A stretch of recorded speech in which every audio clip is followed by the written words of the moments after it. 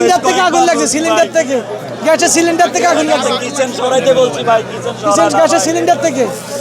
ভাই ও ভাই, আপনার কাছ থেকে একটু জানতে চাই, আসলে আপনারা তো বেশ কয়েকবার বলেছিলেন তাদেরকে সিলিন্ডার সরিয়ে নিতে, কিভাবে অগ্নিকাণ্ডের ঘটনা ঘটলো? ভাই এখানে গ্যাসের চুলা, এখানে চুলাতে রান্না করে ভাই।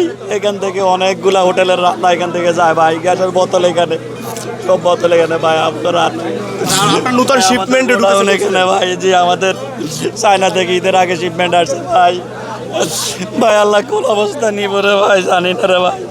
আপনি ধারণা করছেন আপনার কি পরিমাণ ক্ষয়ক্ষতি হয়েছে? আল্লাহ জানে, আমি জানি না, আমার আল্লাহ জানে, আমি কিছুই জানি না, আমাদের আল্লাহ জানে ভাই। ভাই আল্লাহ জানে ভাই।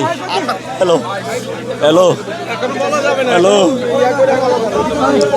সবাই আল্লাহর কাছে দোয়া কর। আল্লাহর কাছে দোয়া কর। অবস্থা আগুন এই মাত্র নিয়ন্ত্রণে আইছে, আল্লাহ ভরসা, ইনশাআল্লাহ দেখতেছি।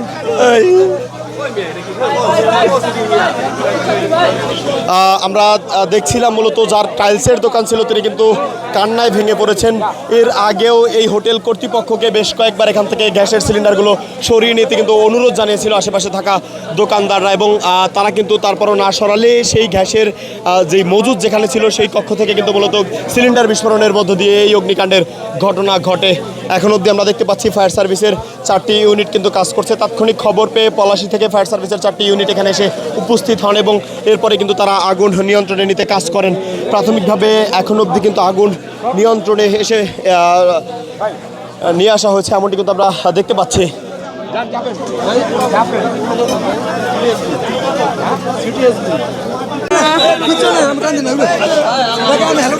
কিছু হয় না, আরে কিছু হয় না, সব ঠিক আছে, কিচ্ছু হয় না।